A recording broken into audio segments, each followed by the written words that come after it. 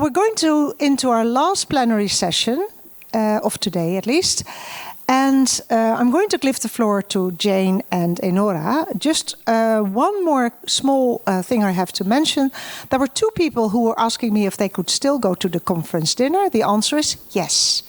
Make sure that you're here with us tonight. So there are two extra people can come. And this is a message for Gabriella and for Terry. Okay, and now I'm going to invite Jane and Enora to give their presentation on youth involvement in adolescent, in transition. Here you are.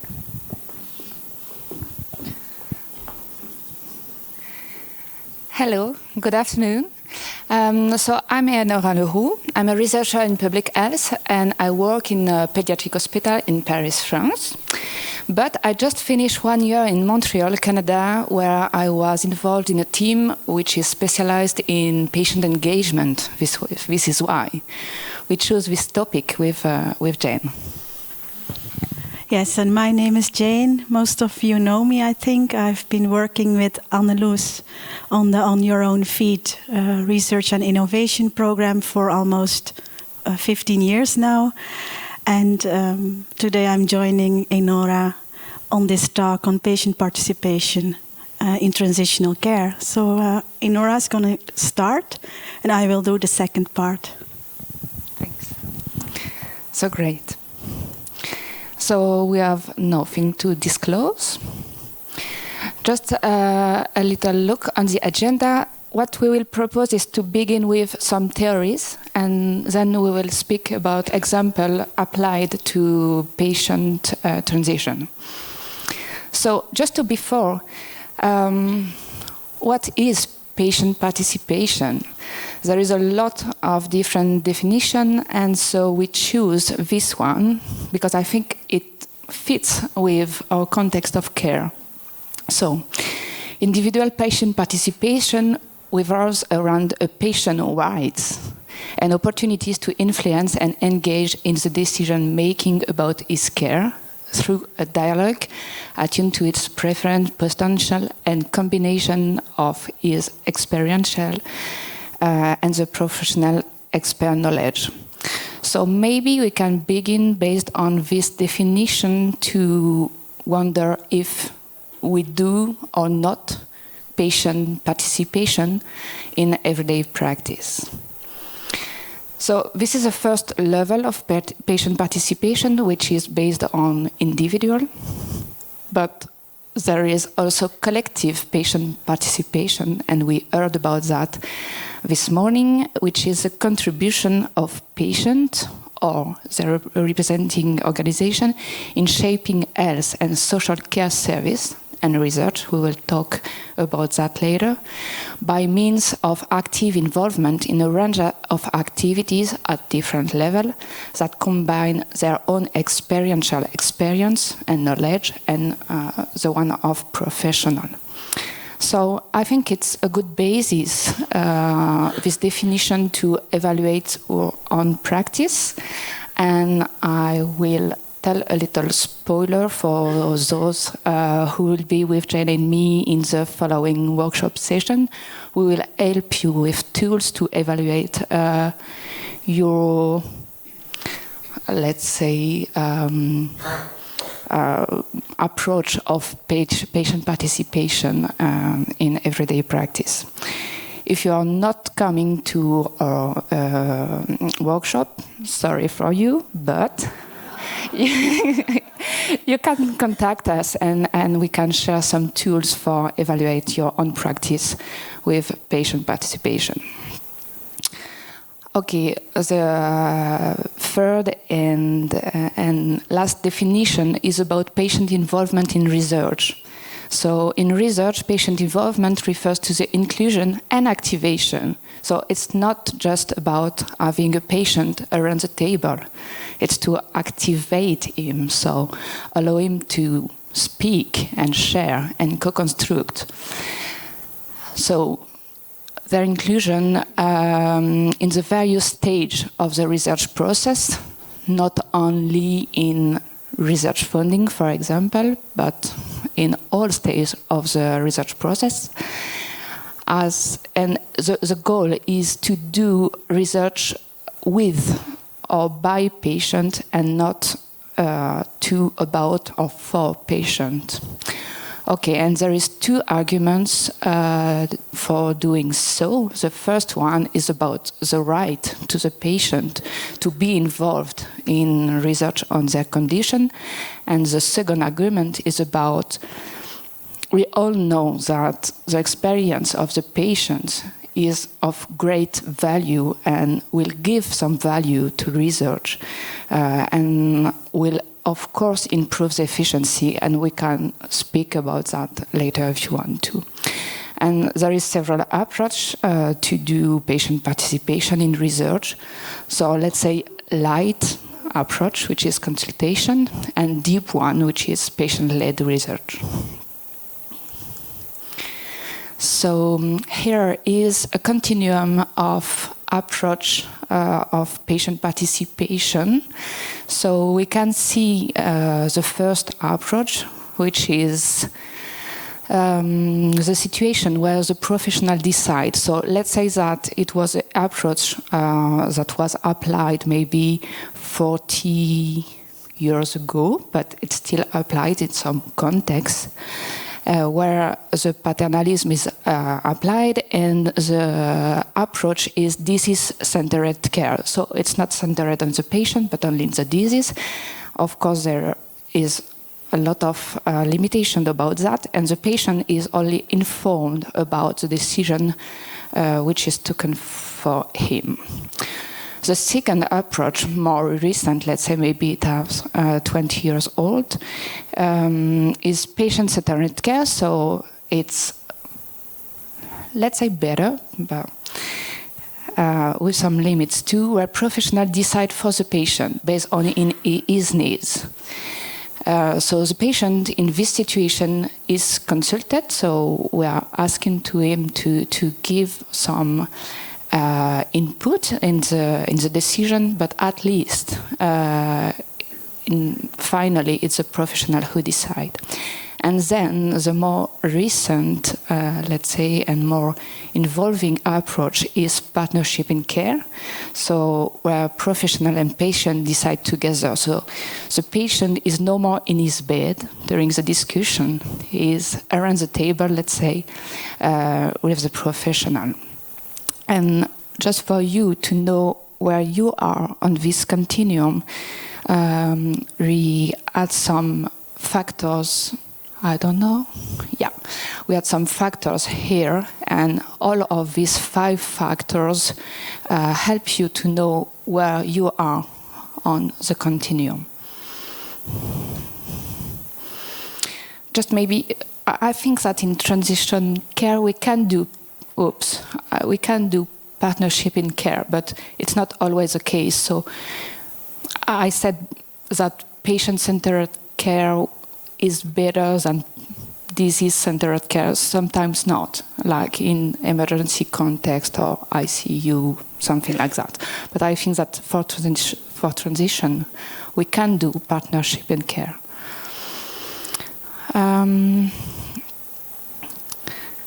Okay, this representation, I took it from the Canadian Excellence Centers for Public and Patient Participation, and I like it just because it shows that patients are in the round at the same level of participation that the other professionals, and professionals are recognized as experts of the disease, but patients are recognized as experts of the lives of the disease. And so this recognition of complementarity is the foundation of the care partnership. To go beyond, the fact is patient knowledge is a basis for partnership and patient participation, and we know that. And we know that by promoting and mobilizing this knowledge, this will enable the partnership. But I just want to show you what is included in knowledge, and there is several kind of knowledge that we can promote and develop and mobilize. So sensory, medical, navigation, self-management, okay, all these things are included in, I think, transition assessment readiness tools, but also relational knowledge. So where can I get help? Where can I get some support with my difficulties? And cultural knowledge. Just to synthesize, the fact of mobilizing partnership is not just to be kind or to be fair or to be ethic. We know that partnership in care adds some value for the health system. And we will see with Jen later that, okay, it has good impact on the patient, but also on the professional, but also on the cost, but also on the quality and safety of the system. So it's a motivation for all the levels of care system to adopt this approach. Just to finish my part, so you can see here, let's say a table with the different area where people and patients can be involved and the different level of engagement from information to partnership and co-construction, and Jane will show us some example for each of these areas. Thank you, Enora. Before we are actually going to look at some examples of youth involvement, I would like to take a moment to reflect on ourselves. So I want you to take out your phone or device and go to menti.com.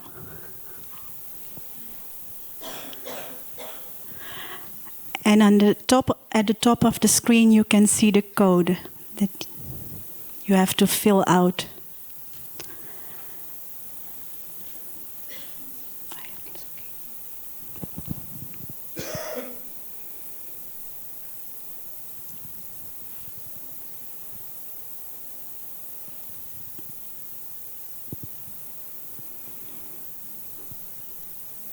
Yes, it's working. What does it mean? We're gonna ask. One person joined. Still a way to go.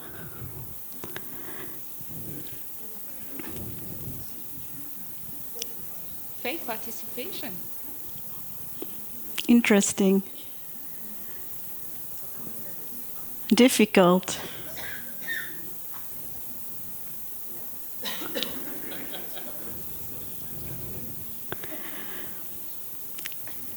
It's moving a lot.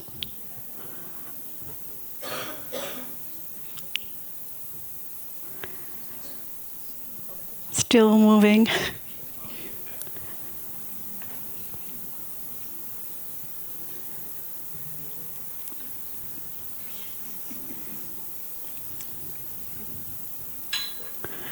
Okay. For time's sake, I'm going to forward, but a few words are coming, emphasized, like difficult, together, important, necessary, collaboration, long way to go. Now, let's go to the next question.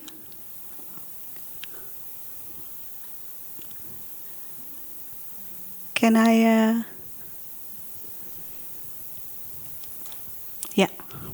So think of your own practice and answer, are there specific policies or guidelines in your institution that promote youth participation?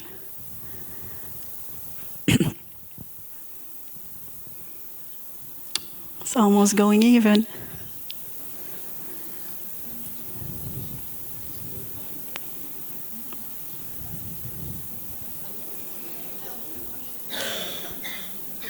Quite good. Yeah. This is surprising. Most say yes. So that's a good thing, I think. let's get to the next question. How often do you actively encourage young people to participate in their healthcare decisions?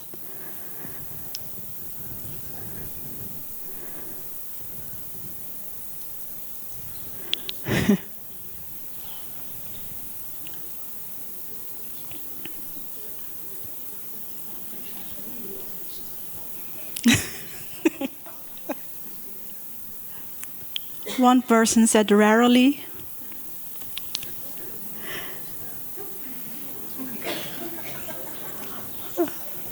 Occasionally, 6 persons, but most of them often or always. We get back to this later. I'm going to the next question. How often do you think young people are given opportunities to provide input on healthcare policies that directly affect them in your country?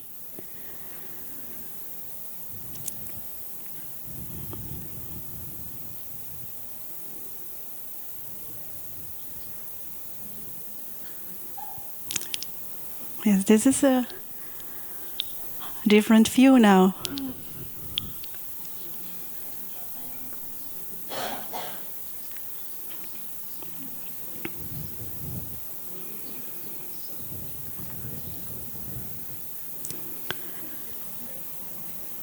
Always.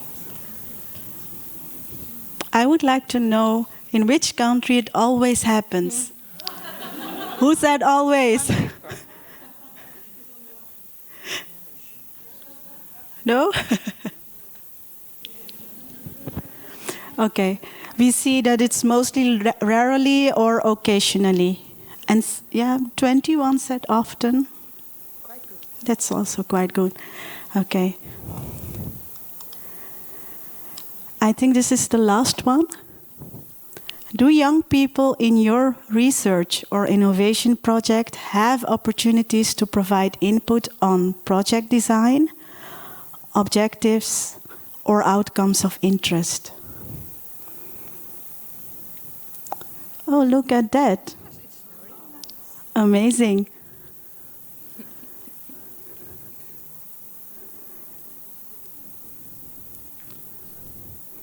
I'm impressed. Although we find patient participation difficult, and we feel we have a long way to go, but it is necessary. Still, 37 people said yes regularly, so I'm impressed.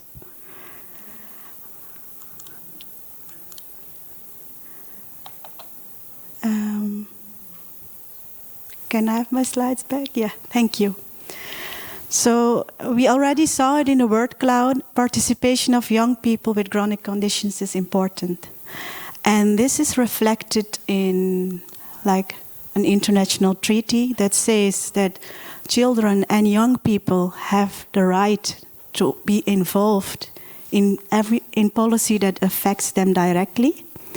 And we have also the UNICEF guideline where they also specifically mentioned healthcare and research. But we also have frameworks for participation. Who doesn't know Roger Hart's ladder of participation and Shear's pathways to participation? And we also have concepts like patient-centered care, personalized care, empowerment, all meant to engage people, young people, in their own care. And last but not least, we, at least in the Netherlands, we have patient advocacy groups or organizations, and some of them are quite good at getting involved in policy matters at national level also. So I think we as a society and we as a country and we as a community, we agree that patient participation is important. So why? Well, we have seen that it's beneficial for patients themselves. They feel better, well-being increases, they are more adherent to their therapies. And this all has to do with, I have heard young people themselves tell me, I feel heard too. I feel more competent. I feel more confident in my own healthcare. And on the other side, professionals are feeling more at ease in communication with young people because they hear from themselves what they want and what they do not want. And they also experience increased empathy. And this all leads to better healthcare, better long-term outcomes, and better transitional care. So more safety, more quality, and more better health outcomes. So if we, like Enora said, I will briefly review a few examples, I think good examples of youth involvement. And I used the same model to categorize them. And the first level is the micro level. And I think last 20, 15 years, there has been plenty of attention for these topics like patient education, what are their lived experiences, but also shared decision-making, of course, and self-management support. So I will not go into this level too much, but I want to show some examples of the next levels. Hankie and Vivi already talked about the transition board, the transition advisory board, which is, I think, a beautiful example of how young people were involved in making the blueprint, in giving their opinion and giving their views on what they find important in transitional care. And another example are mirror meetings. Let me just, this is a picture of the Transition Advisory Board, but it's not the full board because someone saw the picture and told me these are all girls. But I heard that there are more boys than girls in the advisory board, so it's more equally diverse than this picture is showing. But the advisory board was created to set priorities for improvement in transitional care and to empower young people. And I'm not going to explain everything because Vivi already did, but this is a really beautiful example. And another example are the mirror meetings we had with young people with inflammatory bowel disease. Mirror meetings are meetings where young people are invited to talk among themselves about how they experienced, in this case, transitional care. And the healthcare providers, they sat behind them. And we are not allowed to interfere. They were just there as listeners. As you can see on the picture, the healthcare providers are sitting behind them. And they were done to create awareness about what young people find important, but also to get to know what they find important in transitional care. And they made I have another slide, but they made a movie with concrete advice for healthcare professionals. So they said, do this and don't do this. And it's a very short movie. It was their own idea to make it. And it was really inspiring because when I talked to professionals afterwards, they said, this was really an eye-opener. So this was also a success. Now, if we look at the health policy, then I said young people as co-designers and as policy makers. And co-designers, here down there is the movie, a screenshot of the movie. Net als jij, that's, I can show this. There is a table outside with materials of this project and a poster, so please feel free to go and see. Another example is this podcast we made. It was a podcast series for professionals, but young people were included. So they were part of the podcast. They told their experiences. and the talking board that Anneloes already mentioned. And then we have young people as policymakers, and Young Pit, that's written there. That's a youth organization that aims to ensure that young people's voices are included and listened to. And this organization is for and by young people with chronic conditions. So they were actively involved in the development of the quality standard, the Dutch quality standard. And yeah, that was another good example because they were involved in every layer of developing that standard. And you can have young people as co-researchers, but I already saw that I have just 5 minutes left, so I'm not going to spend too much time on this. We had a young person who was involved in diabetes research about youth involvement during consultations, and he was involved in every stage of the research, and eventually also was a co-author on the paper. So patient participation can be beneficial for all involved, and we see that there is attention for patient participation at different levels of engagement, because we have examples all over the framework that we showed. We also see that you have patient participation at different levels and at the continuum of patient participation, so more or less. So are we there yet? I think not. And I saw in the word cloud also some people said we have a long way to go.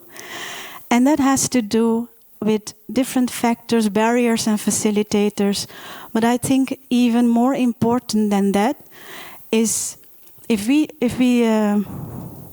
think about patient participation, youth involvement, we want to involve them because we want to know what they think, what their needs are, what their perspective is.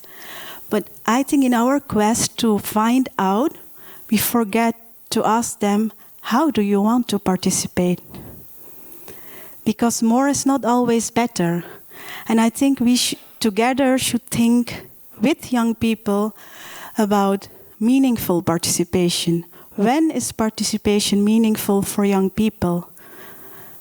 And to start that, we have to start where I started with the self-reflection. So we're going back to ourselves. And in the workshop, Enora and I will help you to further unravel your own practices and reflect on how can we together create meaningful participation for young people with chronic conditions. So, thank you.